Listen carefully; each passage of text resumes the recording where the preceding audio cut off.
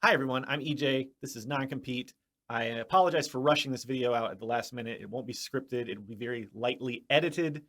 It's really just gonna be me and the camera. I got my COVID vaccination about a week ago, and Luna and I both got pretty terrible fevers. That put us out for about 4 days, and I've been coughing ever since. I have to use an inhaler for the first time since I was like 14. I used to use one of these because I had childhood asthma, and it sucks. I want to talk about a couple of topics, which I think they're very closely related topics actually, and they've been the subject of some very heated discourse lately, both on social media and in some of the groups that Luna and I participate in. The topics in question are so-called American Patriotic Socialism and the idea of land back or decolonization or indigenous liberation.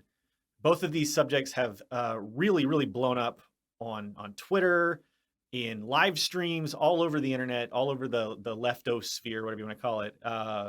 Marxist-Leninists are arguing about it. Anarchists are arguing about it. It's just really become a big thing. These two topics are very related, I think. And it's funny because the camps that are forming, it's like the Venn diagrams of people who are considering themselves American patriot socialists and who oppose land back and decolonization seems to be more or less a circle. In particular, I want to talk about these subjects from the perspective of someone who was born and raised in South Carolina, for reasons I'll get to later, and somebody who has spent the last almost decade in Vietnam, surrounded mostly by Vietnamese people, including my wife, Luna, who has an excellent channel, youtube.com/Luna1 if you haven't checked it out, and her family. And, her fellow villagers from her hometown. I've had the opportunity to have a lot of pretty personal engagements with just working class Vietnamese people who don't speak English because I've had Luna around to translate. And that's, given me some insight. Luna has her own thoughts on it. You could follow her on Twitter to see some of the thoughts she's been sharing, or you can read a wonderful article that she wrote, and I'll put that in the description, about social change from a communist perspective. And we both worked really hard on it. Luna came up with all the ideas and stuff, and I helped her edit it. And I think that it's a really fantastic document. So I'll put the link to that in the description, and I really hope you check it out. But anyway, let's talk about my upbringing in South Carolina. South Carolina is a state in the southeast of the USA.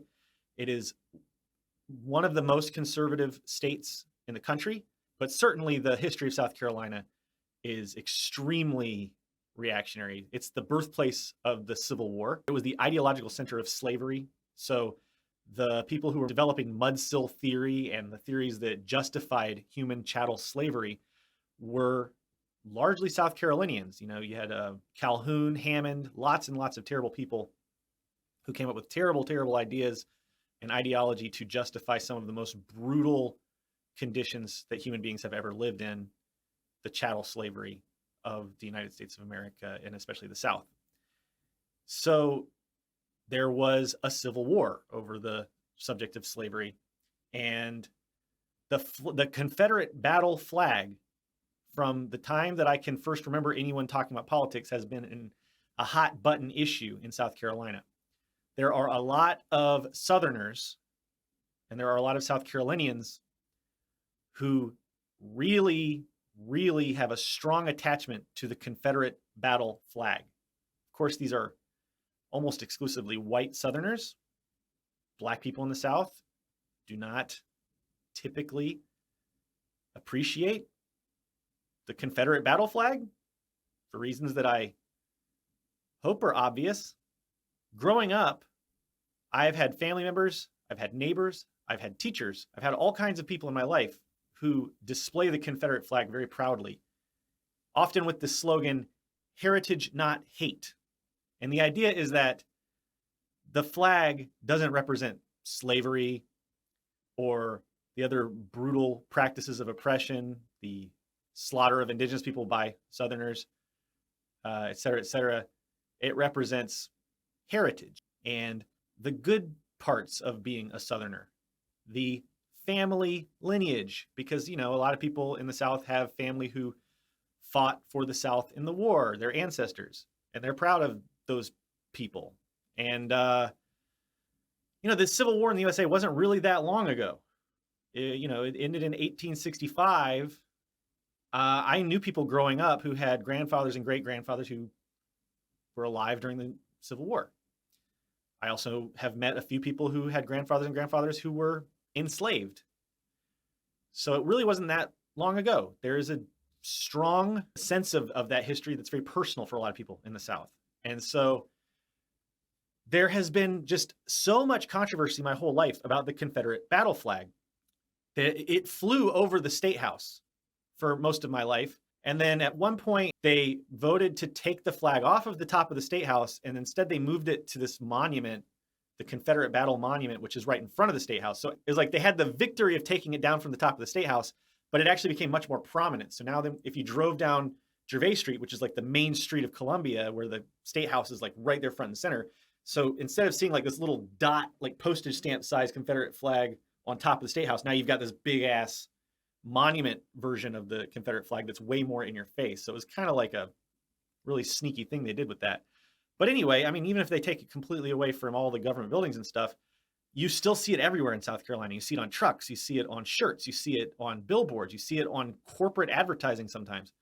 It's a huge, huge symbol that a lot of people in the South use. And they all, most of them, not all, I won't say all, but most people who adore that flag claim that it has nothing to do with racism. It's not a racist symbol. It's a symbol of heritage, not hate. So I'm very familiar with this kind of rhetoric. I'm very familiar with this kind of conflict. I'm very familiar with symbols which represent, for some people, pride, heritage, a sense of belonging to the place where you were born and raised. And for other people who were born and raised in that same place, by the way, that same symbol can be a symbol of oppression, brutality, genocide, slavery. There's a mosquito in the studio joining us today. So this brings us to the subject of American Patriotic Socialism. There is a new, I guess you could call it a movement with certain corners of the left of United States of American communists, some anarchists, who believe that we should try to take over the symbol of the USA flag and other symbols of the United States of America. They claim that American patriotic socialism is rooted in the people of the United States of America and love for the working people of the USA. And they look to examples of great American socialists and liberationists like John Brown, Fred Hampton, the martyrs of the Haymarket massacre. There's like all these American, and I agree with you. There are a lot of great people in United States of America history who did great things and worked very hard and sacrificed their lives for the people, for the working class, to liberate people who were oppressed in the USA. Some of them used the United States of America flag, or at least have been like photographed with them and such.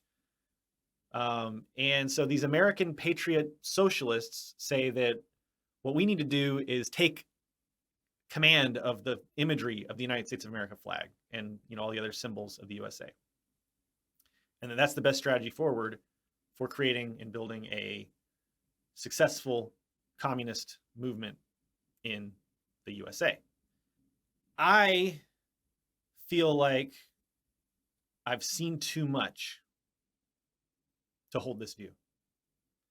I've lived in Vietnam, again, since 2013. I've been to the War Remnants Museum. I've been to the Cu Chi tunnels, where they bombed every square meter of that entire region. Just bomb after bomb after bomb. I've seen the after effects of napalm, where there's, still entire villages that have just been leveled. I've seen Agent Orange victims on a daily basis in cities like Ho Chi Minh City. I've seen the eyes of an old woman in Hanoi who told me that when she was a little girl, she was walking to school and she saw one of her friends and she saw a dog on the street. Little kid, these are little school kids. And A bomb dropped. There was a flash, loud sound. She was dizzy. And the next thing she could see was just, I'm sorry this is graphic, but there were just pieces of flesh and blood all over the place. And she didn't know, she said, what parts were her friend and what parts were the dog. I've spoken to Luna's family members. Her grandfather died in the Tet Offensive in 1968. His body's somewhere in the South. She's never been able to go to his grave. Something we were going to do this year, except we couldn't because of COVID lockdowns so far.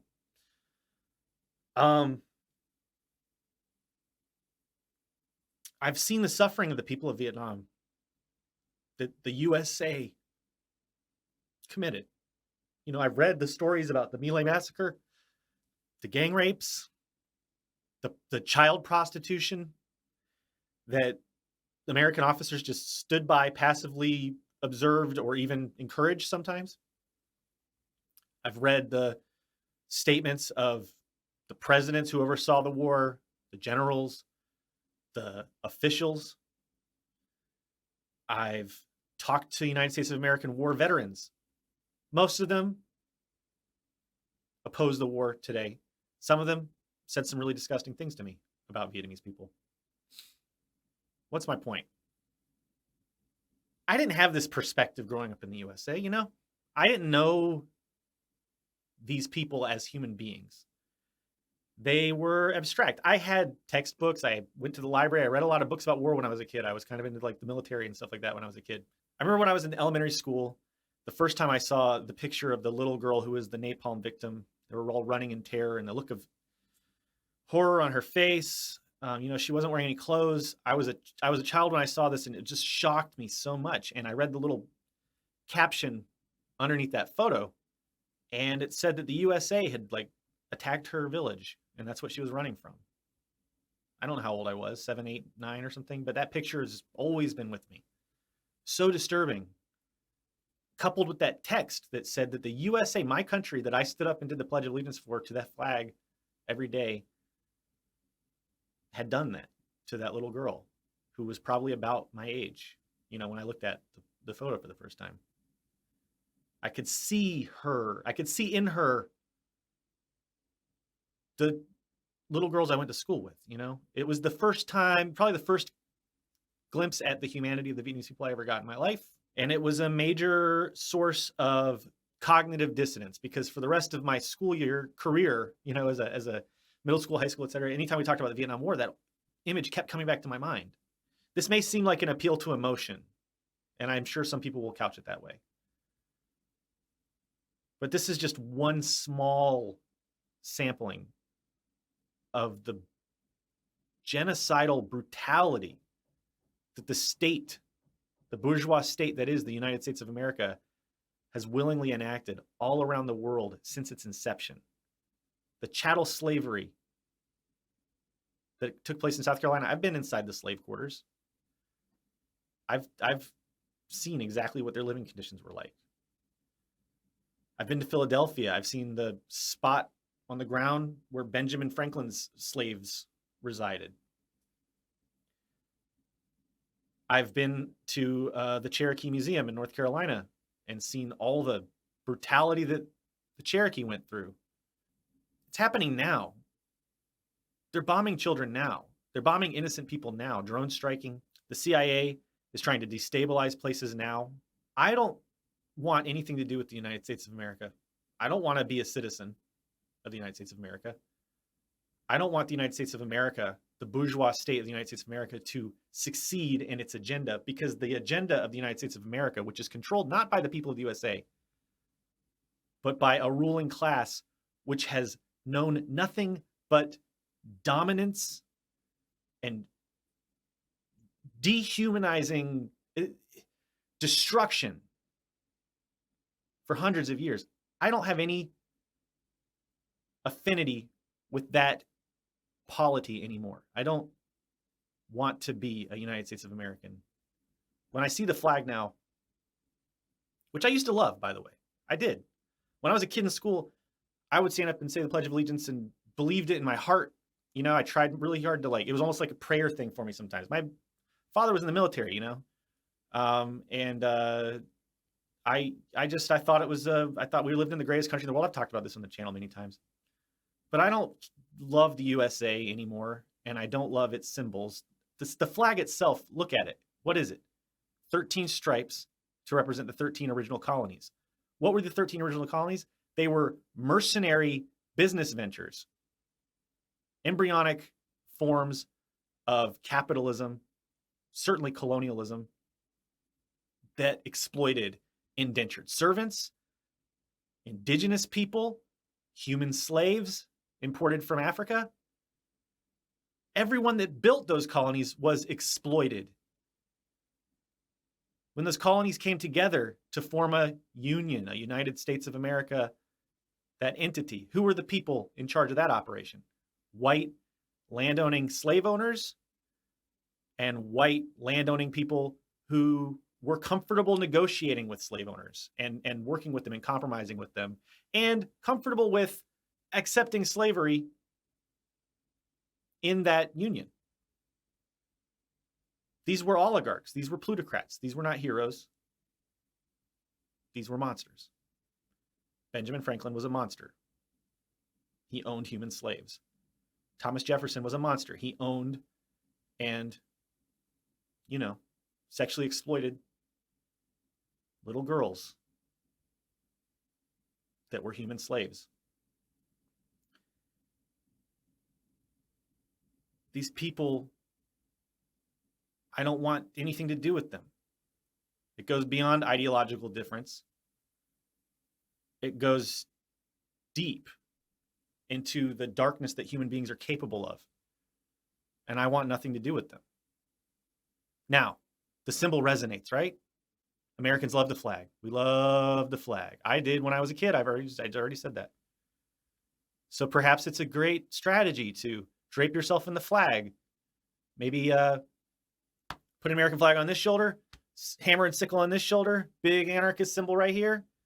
March out there and say, hey, comrade Americans, I know you love America. Check out this communism stuff. Now, for one thing, anyone that loves the American flag so much that it's going to have like that kind of emotional impact on them, they're already going to be conditioned to run the other way when they see symbols like a hammer and sickle or an anarchist symbol. That doesn't make a lot of sense to me from like a marketing and design strategy. I do have a background in those things, but take that or leave it. That's not what's more important. What's more important is this. What's the chief barrier that's standing in the way of class consciousness in the developed imperial core, especially the USA? False consciousness. False consciousness. Hegemony. Capitalist hegemony. American hegemony. Most working people are so steeped in capitalist and American hegemony, and not just in the USA, by the way, because American hegemony goes all around the world. There are people here in Vietnam I've met who are subject to the false consciousness of American hegemony. And they believe a lot of lies about the USA. That's been falling apart a lot because of COVID, and COVID's been unworking a lot of that hegemonic dominance because people in Vietnam can see what's going on over there and realize how fucked up things actually are. But anyway, in the USA, there's still a lot of false consciousness related to the myth of the United States of American Empire. How do we dissolve false consciousness? It's not with more false consciousness. It's not with lies. It's not with deception. It's with the truth. There's too big of a contradiction to say, I love the American flag with all of its symbolism of, oh, by the way, not just the 13 stripes of the original colonies, but then the 50 stars, which represent every piece of stolen land, including that 40th and the 49th and 50th, which represent, Alaska and Hawaii. Go ask the indigenous people of Alaska or Hawaii if they want to be represented by one of the stars on this flag. Go ask SilverSpook, who's got a YouTube channel and Twitch channel, Indigenous Hawaiian. You should definitely go see what SilverSpook has to say about that. It's a symbol of colonialism. That's all it is. It's a symbol of subjugation, dominance. If you want to dissolve the false consciousness of the American working class, you can't start by saying that colonialism, domination, subjugation, stolen land, genocide, all the things that those stars and stripes literally represent. It's not an abstraction. It's not overly abstract to say that. Every one of those stripes represents a colony, which is stolen land and genocide. It's a direct one-to-one comparison. You can't separate it out. You can't filter it out. It's signified in the flag itself, in the design of the flag itself. We have to show the American working people the true nature of the United States of America. We have to show them, look, one of the core components of fascism, as defined by Parenti in Black Shirts and Red, is this idea of monism, that the people of a nation should all be united through their sense of pride and belonging in the nation. The people of all classes, right? We're all united because we are all from the same nation. Monism. That flag tries to build a concept of monism, e pluribus unum, from many one. No, not from many one. From many, one ruling class of the bourgeoisie, the former slave owners, the white supremacists, and then the rest, the many. The many are the workers, the many are the slaves and the descendants of enslaved people, the undocumented people who have no protections or rights,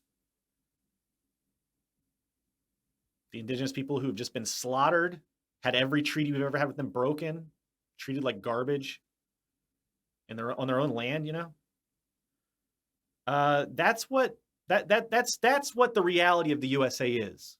That's the reality of the USA.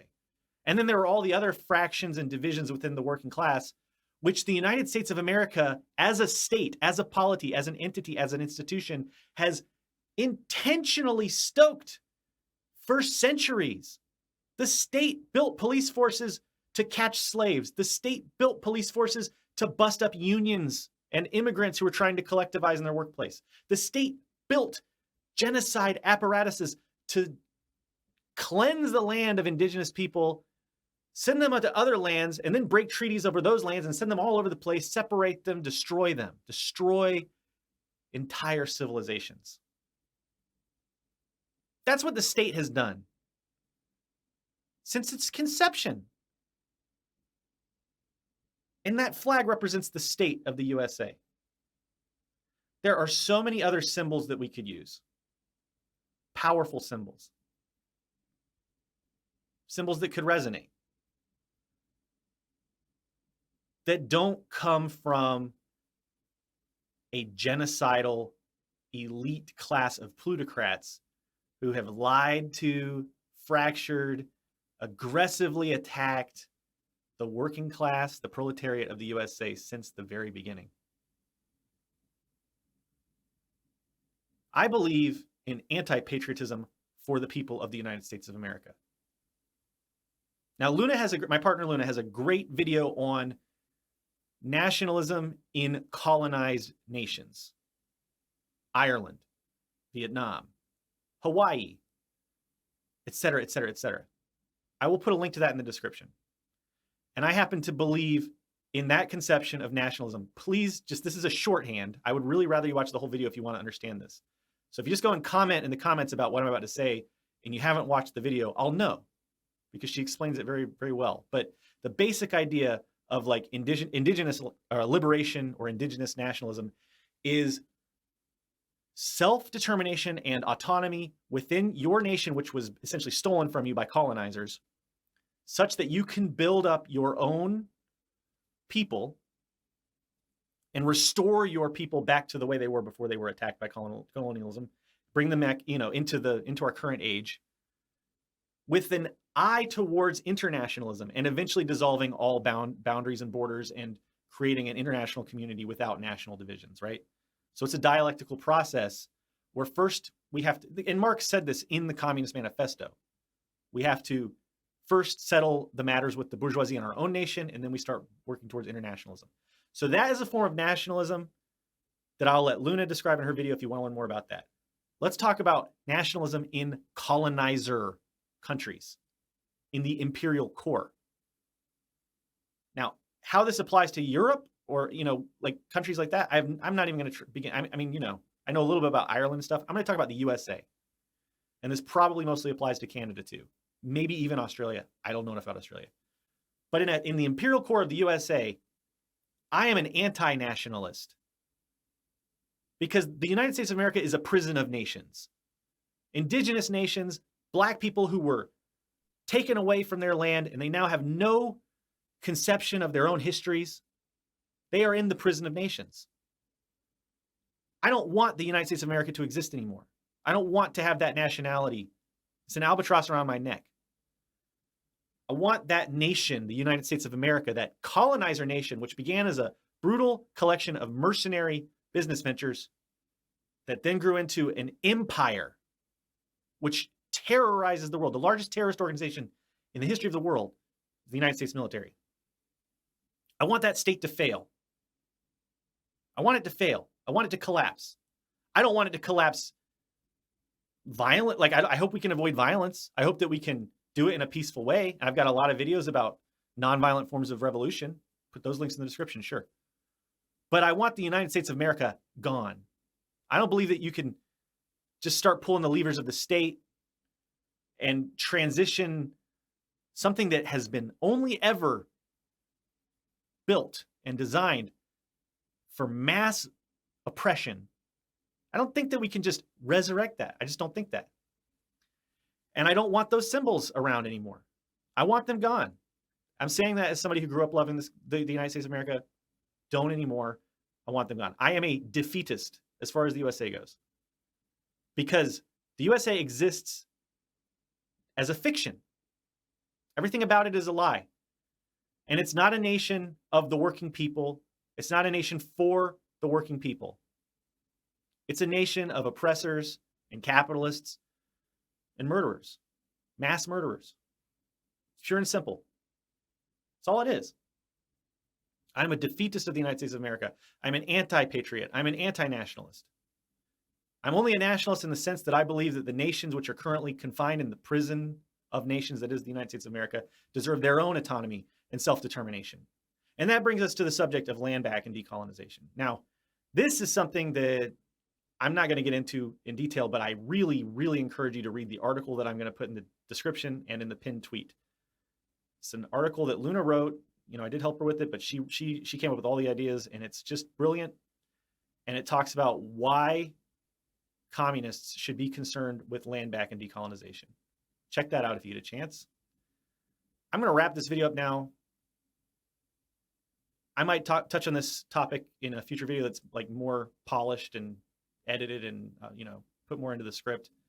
But I'd love to hear your thoughts. If you're an American Patriot Socialist, explain to me why I should not loathe and hate that flag and everything it stands for. Explain to me how you can possibly resurrect that symbol and look an indigenous person in the eye, look a Vietnamese person in the eye who is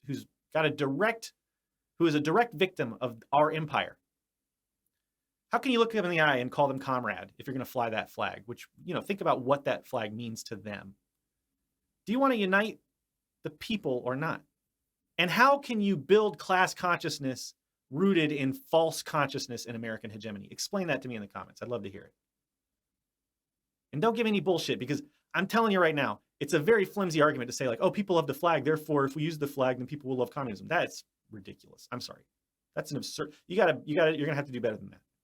If you want to call me a gatekeeper, then call me a gatekeeper. I don't care. I can't stop you from using the flag, okay? If you want to have some shitty rally where you all bring out American flags and say, oh, join the communists and we're going to be blah, blah, blah. That's fine. Do it. I can't stop you from doing that. I'm telling you why I think it's a bad idea. Pure and simple. And I'm not going to trust you if you use that symbolism. I'm not. Luna's not. Every indigenous person that I work with is not going to trust you if you use that symbol. Most of the black people that I talk to do not want you using that symbol if they're socialists and communists and anarchists. Of course, there are exceptions. You could probably, you know, go out and cherry pick your examples, but I don't want the flag of the USA to fly over any territory on earth. That's a dream come true for me. Take down that flag, raise the black flag of anarchism, the red flag of communism, proudly. But the USA flag's got to go. That's it. I'm EJ. Thanks for watching.